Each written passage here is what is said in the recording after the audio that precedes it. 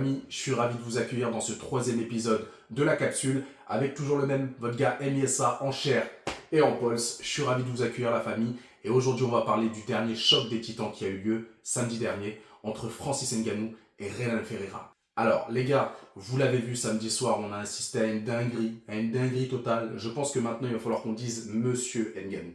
Parce que là quand on voit un petit peu la carrière qu'a eu Francis et les étapes par lesquelles il est passé, là c'est vraiment un grand monsieur. Et on va revenir un petit peu sur la genèse de ce combat. Il faut savoir qu'à la base, Francis Ngannou est parti de l'UFC avec la ceinture. Pour ceux qui sont au courant, il y avait eu quelques discordes avec Dana White qui est le président de l'UFC parce que Francis souhaitait une renégociation de son contrat sur le plan du salaire, sur le plan des avantages, des choses qui le protègent. Il y avait pas mal de choses qu'il avait rediscutées dans le contrat et malheureusement, pour ceux qui connaissent un peu l'UFC, c'est très dur de jouer au bras de fer avec Dana White. En général, c'est lui qui a le dernier mot. Mais là où il est parti vraiment en bonhomme, Francis, c'est que plutôt que de se coucher et de signer comme tout le monde, il a préféré s'en aller la tête haute et il était du coup agent libre. En étant agent libre, il a eu énormément de propositions de plusieurs organisations différentes et celle qui a retenu son attention, c'est celle du PFL, Professional Fighter League. La deuxième plus grosse organisation après l'UFC en MMA. Aujourd'hui, on a de très belles célébrités qui font partie du PFL, Jake Paul, Francis Ngannou, Cédric Doumbé, pour ne citer que. Donc le PFL, ça commence vraiment à être quelque chose en termes de popularité. Et Francis Ngannou, il a fait le choix tout simplement d'aller au PFL en ayant des clauses, mais vraiment, je pense qu'il n'aurait jamais eu la moitié de ça à l'UFC. On parle de millions d'euros à chaque combat, on parle de la possibilité d'aller en boxe quand il le souhaite, et on va revenir là-dessus parce que c'est ce qui s'est passé. On parle aussi du fait qu'aujourd'hui, il a un poste très important dans le développement du PFL Afrique. Aujourd'hui, Francis Ngannou, il est considéré comme il n'aurait jamais pu l'être à l'UFC, disons-le franchement. Il faut savoir que quand il est arrivé au PFL, il n'a pas commencé par faire des combats de MMA. Il a d'abord commencé par la boxe anglaise. C'était son rêve depuis petit, il l'a dit dans plusieurs interviews. Il a toujours rêvé de faire de la boxe anglaise. Mais voilà, il s'est frayé un chemin dans le MMA et il a plutôt excellé dans le sport parce qu'il est quand même parti de l'UFC avec la ceinture. Cela étant dit, moi-même j'étais très curieux de voir Francis Ngannou en boxe. Parce que c'est une brute totale. Tout le monde pensait que Tyson Fury était le grand favori de ce combat et que Ngannou n'allait même pas finir le combat, c'est ce qui se disait partout. Et pourtant, malgré son statut de challenger, il est arrivé dans ce combat avec la dalle absolue. Et même si on observe qu'il a perdu au point à la fin du combat, très honnêtement, pour tous ceux qui l'ont vu, il n'y a même pas de débat. Francis a gagné, d'accord ? Il a envoyé Tyson Fury au sol. Dans tous les échanges les plus dangereux du combat, c'est Francis Ngannou qui avait l'avantage. Bref, après vous connaissez, on va pas rentrer dans la polémique de la boxe, pourquoi on fait gagner un tel et pas un tel. Voilà, là on parle quand même de gros lobby, il y a beaucoup d'argent en jeu, et ça aurait été très compliqué de faire gagner Ngannou au point. Vous imaginez, premier match de boxe anglaise, je crois qu'il l'a fait à 35 ou 36 ans, et il bat le premier champion incontesté Tyson Fury.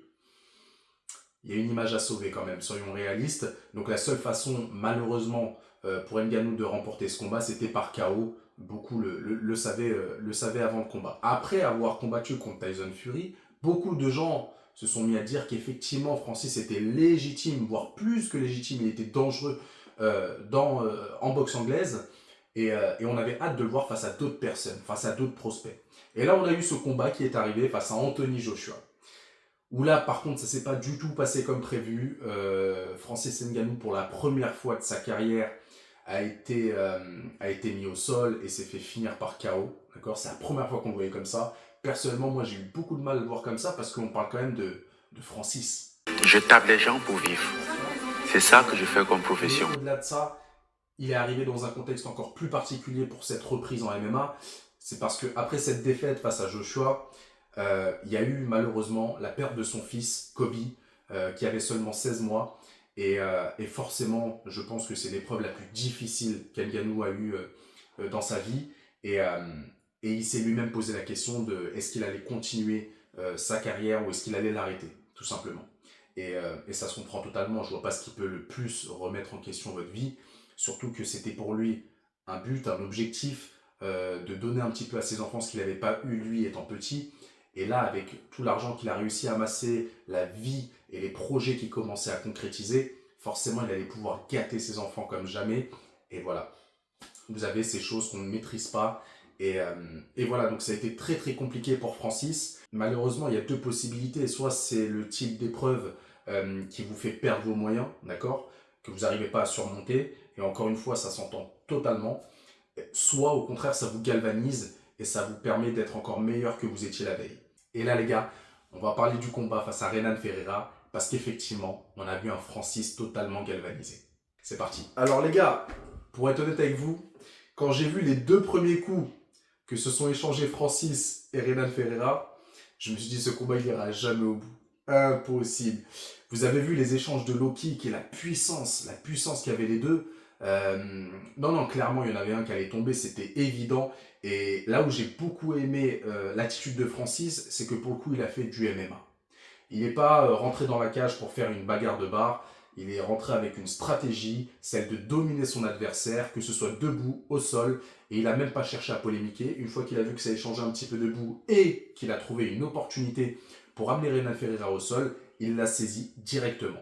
Et une fois au sol, il a fait parler son grappling, qui vraiment, je trouve, est de mieux en mieux. Il nous avait déjà fait une belle démonstration face à Cyril Gane pour son dernier combat à l'UFC.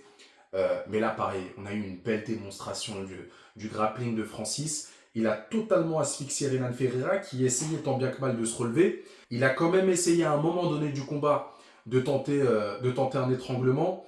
C'est pas passé parce que voilà, je pense que vous le savez, Francis, il a quand même beaucoup de compétences au sol. Il a des compétences en jiu-jitsu et surtout en défense de soumission. C'est pas quelqu'un qui a déjà été soumis dans sa carrière. Et par contre, c'est quelqu'un qui, quand il vous met la main dessus, vaut mieux vous protéger. Parce que dès que Francis a commencé à lâcher les coups en ground and pound, là, à ce moment-là, c'était très très compliqué de résister à ce qu'envoyait Francis Ngannou. Il y avait une puissance, il y avait une rage. Et honnêtement, même si Renan Ferreira avait survécu, je ne sais même pas dans quel état il aurait entamé le deuxième round. Ça aurait été très très très compliqué. Là, Francis Ngannou avait un réel ascendant et il a montré tout simplement qu'il est le patron en MMA. Il a eu quelques défaites, quelques déconvenues en boxe anglaise, mais je vous rappelle que ce n'est pas son sport de prédilection. C'est quelque chose qu'il a toujours rêvé de faire, mais ce n'est pas ce dans quoi il excellait jusqu'à présent. Il excellait dans le MMA, il l'a encore prouvé samedi soir. Maintenant, on se dirige peut-être vers un retour en boxe anglaise, qui sait. Je pense qu'aujourd'hui, Francis, il a beaucoup d'options qui s'offrent à lui. Mais le plus important, pour moi, le plus important, c'est qu'il revienne comme ça, au sommet et avec la manière. Il a encore prouvé pour moi qu'il était le poids lourd le plus dangereux de la planète. Je pense qu'il n'y a même plus de débat là-dessus. Très honnêtement, je trouve que Francis Ngannou, il a atteint aujourd'hui un niveau de combat. Franchement, il fait de très belles choses, très belles choses. Et alors après les gars, Francis, il est plus tout jeune non plus. Il a 38 ans aujourd'hui. Il a dit qu'il aimerait continuer jusqu'à 40-41 ans maximum, ce qui potentiellement nous laisse 2-3 belles années devant nous. Mais voilà, forcément, surtout que voilà, il n'est pas sur le même rythme que lorsqu'il a commencé à l'UFC. Là, il est à peu près à un combat par an. Je ne pense pas qu'il en fera plus. Donc on est forcément plus proche de la fin de la carrière de Francis que du début. Mais je pense que les 2-3 derniers combats, s'il les fait, si on a la chance d'avoir encore quelques combats de Francis, je pense que ça va être un pur régal. Je pense qu'aujourd'hui, vous savez, il y a beaucoup de combattants à qui on reproche le fait que quand ils commencent à avoir du succès, de l'argent, un certain confort, un certain lifestyle, il n'y a plus la même rage. N'importe qui parmi vous peut le comprendre. Forcément, quand vous n'avez rien à perdre et tout à gagner, vous n'avez pas la même motivation que quelqu'un qui a déjà accompli, qui a des ceintures, qui est champion, qui a déjà réalisé ses rêves. Je pense que c'est un peu plus dur de se motiver pour aller à la salle. Et là, dans cette tragédie qu'a connue Francis, à savoir la perte de son fils, je pense que ça lui a donné une nouvelle source de motivation et un nouveau but. Je pense qu'aujourd'hui, il sait pourquoi il fait ça. Il a lui-même dit, après son combat face à Renan Ferreira, que cette victoire, il l'a dédiée à son fils et que ce qui a fait qu'il est remonté dans la cage alors qu'il se posait la question d'éventuellement arrêter sa carrière, c'est tout simplement qu'il voulait que son fils soit fier de lui, il voulait honorer sa mémoire et il ne voulait pas s'arrêter sur une note comme celle-ci. Donc franchement, c'est le titre que je vais donner à cette vidéo, c'est grand monsieur. Francis Ngannou, c'est un grand monsieur. Parce que je ne connais pas beaucoup, j'allais dire d'athlètes, mais d'êtres humains tout court, qui seraient capables de traverser cette épreuve, de se relever et de briller à ce point lors d'un combat qui quand même avait un enjeu très très important. Parce que d'une part, on parle quand même de Renan Ferreira, 2,02 m, 120 kg, qui était également l'un des plus complets que Francis aurait eu à affronter jusqu'à présent. Et vous rajoutez à ça le fait qu'il se battait pour la ceinture du PFL. Donc il y avait une pression totale et surtout, sans oublier toutes les personnes qui l'attendaient au tournant pour voir s'il avait pu se relever de sa défaite face à Anthony Joshua. Donc ça fait beaucoup d'éléments pour Francis et comment il a réussi à gérer cette pression et à dominer son adversaire. En fait, vous savez, moi, c'est ça qui m'impressionne le plus avec des mecs comme Francis Ngannou ou même des mecs comme Cédric Doumbé, c'est qu'au-delà de leur qualité de combattant, ils ont une faculté à gérer la pression, moi, qui m'impressionne de fou. Parce que quand tout le monde vous attend, quand tout le monde espère que vous perdiez et que vous arrivez à faire une performance le jour J et à gagner avec la manière, et je pense qu'il y aura forcément un film ou un livre qui se fera sur la vie de Francis, parce que, je le rappelle rapidement pour ceux qui ne connaissent pas son histoire, mais c'est quand même quelqu'un qui à la base est né au Cameroun, qui est venu en France à un âge déjà bien avancé, donc il a vécu toute son enfance au Cameroun. Déjà la vie était dure là-bas, il en a beaucoup parlé en interview, il faisait un travail difficile, il vivait avec le peu de moyens que sa famille avait, c'était vraiment pas une vie confortable, et c'est d'ailleurs pour ça qu'il a choisi de venir en Europe et plus particulièrement en France. C'est dans l'espoir d'avoir une meilleure qualité de vie et surtout d'accomplir son rêve dans le sport, celui à l'époque qui était d'être boxeur. Et arrivé en France, il s'avère qu'au final, il choisit le chemin du MMA, il brille en MMA, il arrive à décrocher la ceinture de la plus grosse organisation mondiale de MMA, l'UFC, il tient tête aux plus gros dirigeants qu'on puisse connaître dans les organisations de sport, qui est connu quand même pour ne rien lâcher.